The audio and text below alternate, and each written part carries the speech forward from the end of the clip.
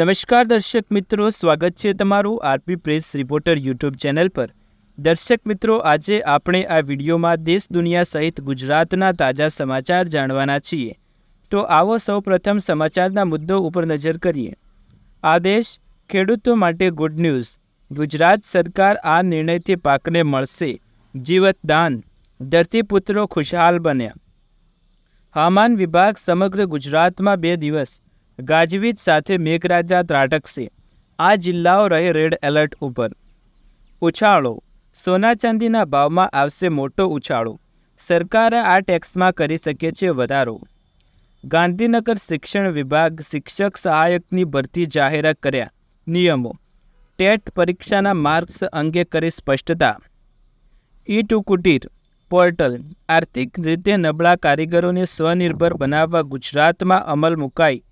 માનવ કલ્યાણ યોજના 2.0 જાણો કેવી રીતે લાભ મળશે। બિઝનેસ આ ફ્રૂટ્સના બગીચો તમને કરાવશે ભરપૂર કમાણી। સરકાર આપશે 50,000 રૂપિયાની લોન। જાણો કેવી રીતે કરવું એપ્લાય। તમારા કામનું એક જ પરિવારના કેટલાક સભ્યો બનાવી શકે છે આયુષ્માન કાર્ડ। એપ્લાય કરતા પહેલાં જાણી લો ખાસ વિગત। ચાંદીપુરા વાયરસ ગુજરાતમાં વરડો લઈ રહ્યો છે। ચાંદીપુરા વાયરસ જાણો કેટલા દર્દીઓના થયા મોત। સ્ટોક માર્કેટ શેરબજારમાં તેજી, દમદાર ઓપનિંગ, સેન્સેક્સમાં 950 પોઈન્ટનો ઉછાળો। આજે ભારતીય શેરબજારમાં તેજી પાછી આવી છે અને શેરબજારમાં ઉત્સાહ જોવા મળી રહ્યો છે। બજાર ખુલતાની સાથે જ નિફ્ટી 24,350ને પાર કરી ગયું છે। દર્શક મિત્રો, આપણે વિડીયોમાં મહત્વના સમાચાર જાણીશું।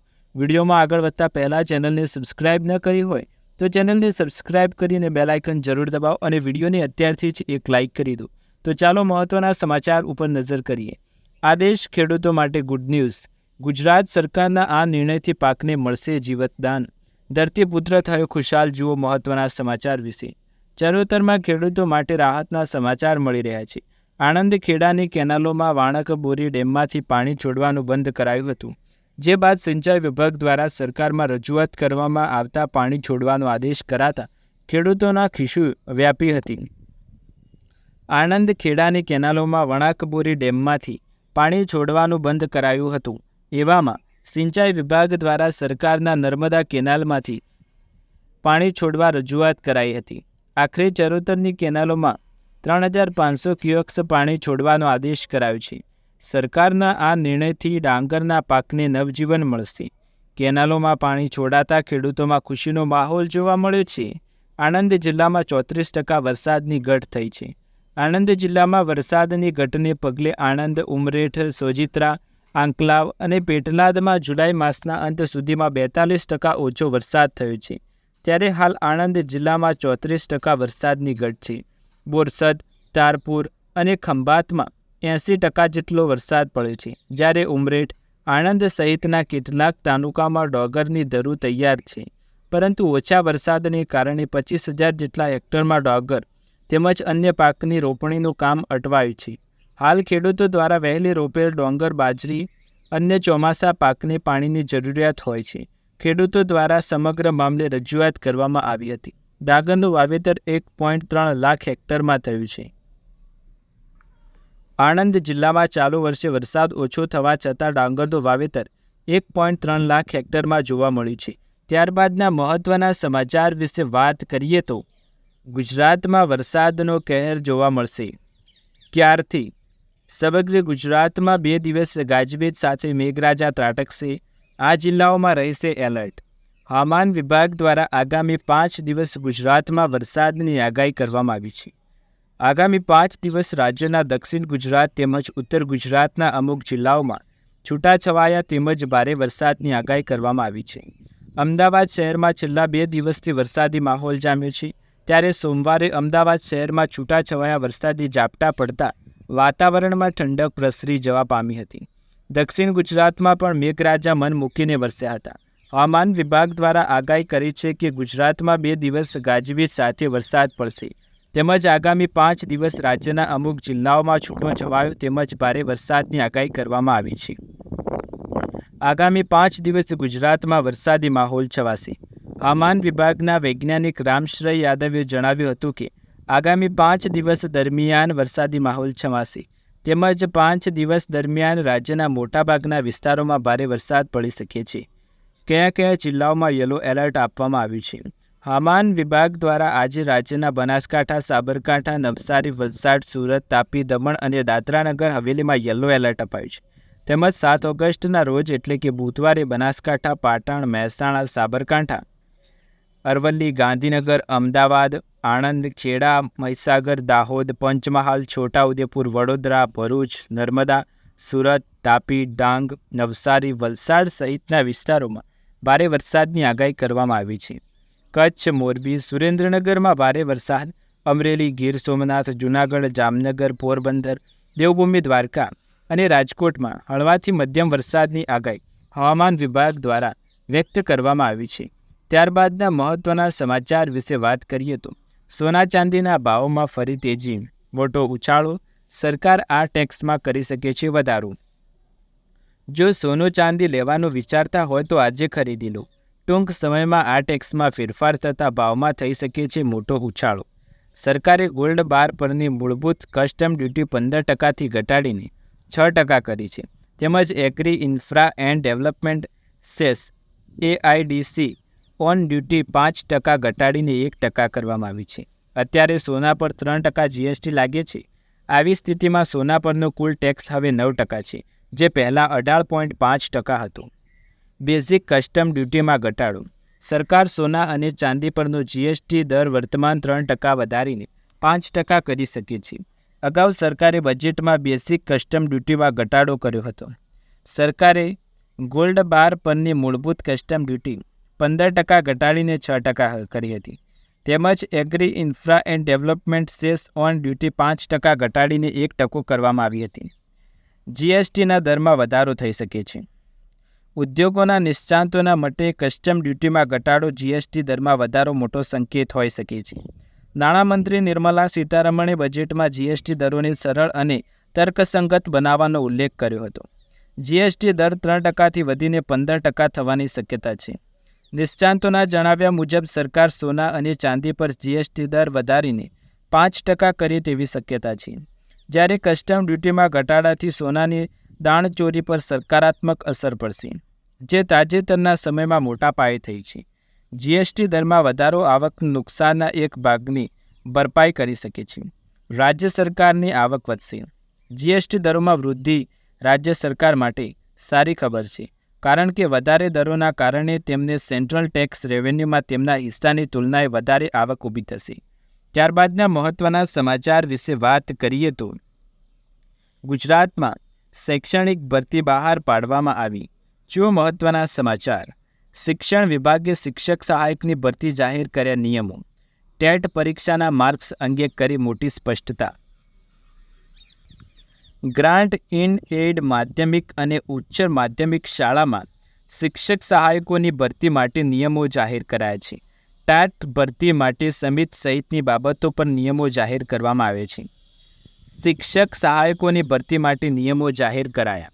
ગ્રાન્ટ ઇન એડ માધ્યમિક અને ઉચ્ચતર માધ્યમિક શાળામાં શિક્ષક સહાયકોની ભરતી માટે જાહેર કરાયા નિયમો. આવો જાણીએ. રાજ્ય સરકારના શિક્ષણ વિભાગે શિક્ષક સહાયકની ભરતી માટે નિયમો જાહેર કર્યા છે. ભરતી માટે માત્ર ટાટના ગુણ માન્ય રહેશે. ટાટના માર્ક્સ ટાટની બીજી પરીક્ષાના પરિણામ જાહેર ન થાય ત્યાં સુધી માન્ય ગણાશે. ટાટમાં ઉમેદવારો 60% ગુણ મેળવેલ હોવા જોઈએ. 20% ઉમેદવારનું વેઇટિંગ લિસ્ટ જાહેર કરાશે. ઉમેદવારોએ સિલેક્શન કમિટી સમક્ષ અરજી કરવાની રહેશે. સિલેક્શન કમિટી અરજી કરવાની સમીક્ષા થશે. સિલેક્શન કમિટી દ્વારા વિસ્તૃત નિયમો આધીન પરિણામે તૈયાર થશે. બાદમાં સિલેક્શન કમિટી 20% ઉમેદવારનું વેઇટિંગ લિસ્ટ જાહેર કરવામાં આવશે. ભરતી બાબતે આ પણ ઠરાવ કરાયો છે. તો બીજી તરફ આજે ગ્રાન્ટેડ માધ્યમિક ઉચ્ચતર માધ્યમિક શાળાઓમાં જૂના શિક્ષકોની ભરતી બાબતે ઠરાવ કરવામાં આવ્યો છે, જેમાં 5 વર્ષનો સળંગ શૈક્ષણિક અનુભવ હાલ સેવામાં હોય તેવા શિક્ષકો અરજી કરી શકશે. જાહેરાતની તારીખ 2 વર્ષ કરતાં વધુ સમય બાકી હોય તેવા શિક્ષકો અરજી કરી શકશે. નોકરી દરમિયાન એક પણ વખત ભરતી અને બદલીમાં જૂના શિક્ષક તરીકેનો લાભ લીધેલ ન હોવો જોઈએ. ત્યારબાદના મહત્ત્વના સમાચાર વિશે વાત કરીએ તો આર્થિક રીતે નબળા કારીગરોને સ્વનિર્ભર બનાવવા ગુજરાતમાં અમલમાં મુકાઈ માનવ કલ્યાણ યોજના 2.0. જાણો કેવી રીતે લાભ મેળવાશે. રાજ્ય સરકાર દ્વારા નાના ધંધા રોજગાર કરતા કામગરોની લાગણીઓને ધ્યાન રાખી માનવ કલ્યાણ યોજના 2.0 અમલમાં મૂકવામાં આવી છે. આ નવી યોજના અંતર્ગત નાના કારીગરોને તેઓની પસંદના સાધન ઓજારની ટૂલકીટ ખરીદવા ઈ-વાઉચર અપાશે. સમાજના દરેક વ્યક્તિના આર્થિક ઉપાર્જન માટે અનેકવિધ નવતર પહેલાંનો માધ્યમથી ગુજરાતે બહુઆયામી વિકાસનો સમૃદ્ધ જિલ્લો ચાતર્યો છે. ગુજરાતમાં નાના ધંધા રોજગાર કરતા આર્થિક રીતે નબળા વર્ગના કારીગરોને સ્વનિર્ભર બનાવવા માટે રાજ્ય સરકાર દ્વારા માનવ કલ્યાણ યોજના અંતર્ગત સ્વરોજગાર ઊભા કરવા માટે ઓજારો અને સાધનોની ટૂલકીટ આપવામાં આવી હતી. રાજ્ય સરકારે આ યોજનાને વધુ લોક ઉપયોગી અને પારદર્શક બનાવવા માટે નાના કારીગરોને સૂચનાઓ ધ્યાન રાખી તેમાં જરૂરી સુધારા પણ કર્યા હતા. ઉદ્યોગ મંત્રી બળવંતસિંહ રાજપૂતે યોજના અંગે વિગતવાર માહિતી આપતા પણ જણાવ્યું હતું, ટૂલકીટની ગુણવત્તા વોરંટીના પ્રશ્નોનો આવશે અંત. રાજ્ય સરકારે વાર્ષિક 60 થી 70 કરોડની થશે બચત. અગાઉ માનવ કલ્યાણ યોજના અંતર્ગત ટૂલકીટ ખરીદી માટે રાજ્ય સરકારે યોગ્ય ભાવ ન મળવાને કારણે ખરીદીમાં વિલંબ થતો હોય છે. સાથે જ ગુજરાતના આશરે 200થી વધુ તાલુકાઓ સુધી ટૂલકીટ પહોંચાડવાની હોવાથી વિતરણમાં વિલંબ થતાં ટૂલકીટની ગુણવત્તા અને વોરંટી સહિતના અનેક પ્રશ્નો ઉદ્ભવતા હતા. પરિણામે લાભાર્થીઓમાં પણ અસંતોષ જોવા મળતો હતો. હવે નવી યોજના અંતર્ગત લાભાર્થીઓ જાતે જ ટૂલકીટ ખરીદી શકશે, જેથી લાભાર્થીઓને ઝડપથી ટૂલકીટ ઉપલબ્ધ થશે. તાલીમ મેળવવાના લાભાર્થીઓને મળશે દૈનિક ₹500 સ્ટાઇપેન્ડ. દર્શક મિત્રો, ત્યારબાદના મહત્ત્વના સમાચાર વિશે વાત કરીએ તો આયુષ્માન કાર્ડથી લઈ મોટા સમાચાર સામે આવ્યા છે. એક જ પરિવારના કેટલાક સભ્યો બનાવી શકે છે આયુષ્માન કાર્ડ. એપ્લાય કરતાં પહેલાં ખાસ જાણી લેજો. ભારતના જરૂરિયાતમંદ લોકોને ફ્રી ઇલાજ મળી રહે તે માટે આયુષ્માન ભારત યોજના શરૂ કરવામાં આવી છે, જેનો લાભ દેશના કરોડો લોકોને મળી રહ્યો છે. ભારતના લોકોના સ્વાસ્થ્ય માટે કેન્દ્ર સરકાર દ્વારા આયુષ્માન યોજના ચલાવવામાં આવી છે, જેમાં દર વર્ષે લાભાર્થીને મફત ઇલાજનો લાભ આપવામાં આવે છે. પરંતુ અમુક વખત સવાલ થતો હોય છે કે આયુષ્માન ભારતની યોજનાનો લાભ પરિવારના કેટલાક સભ્યો ઉઠાવી શકે છે. પરિવારના કેટલા લોકોનું આયુષ્માન કાર્ડ બની શકે છે તે જાણવાનો પ્રયાસ કરીશું. કેટલો મળે છે લાભ? જો લાભાર્થી પાસે આયુષ્માન કાર્ડ હોય તો તેને દર વર્ષે ₹5 લાખ સુધીની લોનનો ફ્રી ઇલાજ મળે છે, જેનો પૂરો ખર્ચ સરકાર ઉઠાવે છે. કેટલા લોકો બનાવી શકે છે કાર્ડ? તમે પણ આયુષ્માન કાર્ડ બનાવી શકો છો. એક પરિવારના દરેક વ્યક્તિ આયુષ્માન કાર્ડ બનાવી શકે છે. તેની કોઈ સીમા રાખવામાં આવી નથી, પરંતુ તમે તેના માટે પાત્ર હોવા જરૂરી છે. પાત્રતા શું છે? પરિવારમાં કોઈ દિવ્યાંગ હોય, ગ્રામીણ ક્ષેત્રમાં રહેતા હોય, જે લોકો SC/ST જાતિના હોય, નિરાશ્રિત લોકો હોય, અસંગઠિત ક્ષેત્રમાં કામ કરતા હોય, જે છૂટક મજૂરી કરતા હોય તેવા લોકો આયુષ્માન કાર્ડ બનાવી શકે છે. આ રીતે બનાવાય કાર્ડ. જો તમે પણ પાત્ર હોય તો નજીકના CSC સેન્ટર પર જઈ સંબંધિત અધિકારીને મળવું, જ્યાં તમારે પોતાના ડોક્યુમેન્ટ આપવાના રહેશે.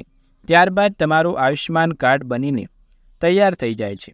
ત્યારબાદના મહત્ત્વના સમાચાર વિશે વાત કરીએ તો ચાંદીપુરા વાયરસ. ગુજરાતમાં ભરડો લઈ રહ્યો છે ચાંદીપુરા વાયરસ. જાણો કેટલા દર્દીના થયા મોત. ચાંદીપુરા વાયરસ એ RNA વાયરસ છે, જે માદા ફ્લાય દ્વારા ફેલાય છે.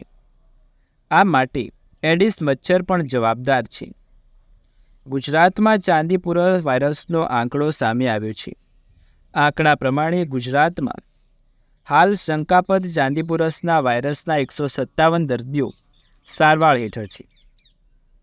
ગુજરાતના 68 દર્દીઓ સારવાર દરમિયાન મૃત્યુ થયા છે, જ્યારે 59 દર્દીઓના રિપોર્ટ પોઝિટિવ આવ્યા છે. સાબરકાંઠામાં 17, અરવલ્લીમાં 8, મહીસાગરમાં 3, ખેડામાં 7 કેસ, મહેસાણામાં 9, રાજકોટમાં 7, સુરેન્દ્રનગરમાં 5 કેસ સહિતનો સમાવેશ થાય છે. રાજ્યમાં 157 કેસ પૈકી સાબરકાંઠામાં 6, અરવલ્લીમાં 4, મહીસાગરમાં 2, ખેડામાં 2, મહેસાણા અને રાજકોટમાં 4, સુરેન્દ્રનગરમાં 2, અમદાવાદ કોર્પોરેશનમાં 6, ગાંધીનગરમાં 3, પંચમહાલમાં 7, જામનગરમાં 3, મોરબીમાં 4, ગાંધીનગર કોર્પોરેશનમાં 2, દાહોદમાં 3, વડોદરામાં 2, નર્મદામાં બનાસકાંઠામાં 3, વડોદરા કોર્પોરેશન દેવભૂમિ દ્વારકામાં 1. ચાંદીપુરા વાયરસ શું છે? ચાંદીપુરા વાયરસ એ RNA વાયરસ છે જે માદા મોસ્કિટો ફ્લાય દ્વારા ફેલાય છે. આ માટે એડિસ મચ્છર પણ જવાબદાર છે.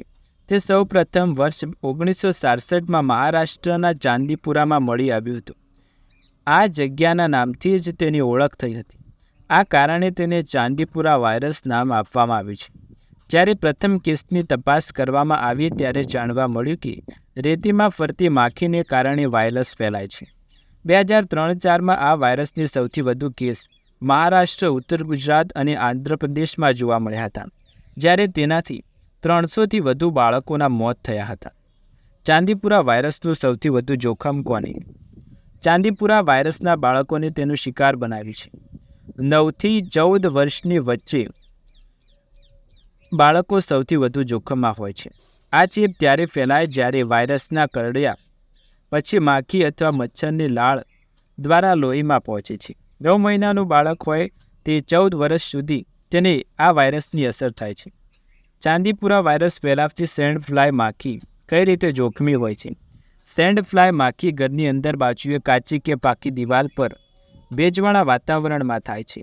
આ સેન્ડ ફ્લાય નરી આંખે જોઈ શકાય તેવી સામાન્ય માખી કરતાં 4 ગણી નાની હોય છે. સેન્ડ ફ્લાય ગ્રામ્ય વિસ્તારમાં ખાસ કરીને માટીના ઘરમાં દિવાલની તિરાડોમાં રહે છે. સેન્ડ ફ્લાય ચાંદીપુરા વાયરસ ઉપરાંત કાલા આઝાર જેવા રોગ પણ ફેલાવે છે. સામાન્ય રીતે 14 વર્ષ સુધી બાળકો કે જેમની રોગ પ્રતિરોધક શક્તિ ઓછી હોય તેમને આનું જોખમ વધારે રહે છે. ત્યારબાદના મહત્ત્વના સમાચાર વિશે આપણે વાત કરીએ તો શેરબજારના સમાચાર. શેરબજારમાં તેજી. આજે ભારતીય શેરબજારમાં તેજી પાછી આવી છે અને શેરબજારમાં ઉત્સાહ જોવા મળી રહ્યો છે. બજાર ખુલતાની સાથે જ નિફ્ટી 24,350ની પાર પહોંચી. સ્થાનિક શેરબજારોની શરૂઆત શાનદાર રહી હતી અને બજાર ખુલતાની સાથે જ તેજી જોવા મળી. શરૂઆતની મિનિટોમાં સેન્સેક્સ 950 પોઈન્ટ ઉછળ્યો હતો. બજાર ખુલતાની 3 મિનિટની અંદર BSEનો સેન્સેક્સ 970 પોઈન્ટ અથવા 1.23% વધીને 79,729 પર અને NSEનો નિફ્ટી 285.35 પોઈન્ટ ઉલડીને 1.19%ના અદ્ભુત ઉછાળા સાથે 24,340 પર પહોંચી ગયો હતો. શેરબજારની શરૂઆત કેવી રહી? ભારતીય શેરબજારમાં આજે સવારે 9:15 BSE સેન્સેક્સમાં પણ મોટો ઉછાળો જોવા મળ્યો. સેન્સેક્સના 30માંથી 26 શેર વધ્યા હતા. સેન્સેક્સના ટોચના 30 શેરોમાંથી 26 શેરોમાં વધારો જોવા મળી રહ્યો છે. માત્ર 4માં ઘટાડો છે અને BFLના શેર 3.41%ના વધારા સાથે ટોપ ગેનર રહ્યા છે અને ટાટા મોટર્સ 3.9%ના વધારા સાથે L&Tમાં 2.61% અને ONGCમાં 2.27%ના જંગી વધારા સાથે JSW સ્ટીલ 2.15% વધ્યું છે. પ્રી ઓપનિંગ જ વૃદ્ધિનો સંકેત. મંગળવારે બજારની શરૂઆત પહેલાં સેન્સેક્સ 127.22 પોઈન્ટ અથવા 0.16%ના વધારા સાથે 78,886 પર ટ્રેડ થયો હતો. NSEનો નિફ્ટી 121.55 પોઈન્ટ અથવા 0.51% વધારા સાથે 24,177.15ના સ્તર પર ટ્રેડ થયો હતો. શરૂઆતની મિનિટોમાં પણ સારો જોવા મળ્યો છે ભાવ. ભારતીય શેરબજારમાં તેજી પાછી આવી અને શેરબજારમાં ઉત્સાહ જોવા મળ્યો. બજાર ખુલતાની સાથે જ 24,350 નિફ્ટી પાર પહોંચ્યું. સોમવારે વૈશ્વિક બજારોમાં દબાણને કારણે સ્થાનિક શેરબજારમાં ઘટાડાની અડચણ દૂર કરી એક મોટો ફાયદો કરી ચૂક્યું છે ભારતીય શેરબજાર. દર્શક મિત્રો, આ હતા મહત્ત્વના સમાચાર. તમને વિડીયો પસંદ આવે તો લાઇક, શેર, કમેન્ટ કરો. ચેનલ પર નવા હોય તો સબસ્ક્રાઇબ કરી બેલ આઇકન જરૂર દબાવો. આવા જ અવનવા સમાચાર જોવા માટે ચેનલ સાથે જોડાયેલા રહો. ફરી એકવાર નવા વિડીયોમાં નવા સમાચાર સાથે મળીશું. ત્યાર સુધી તમારા બધાનો આભાર.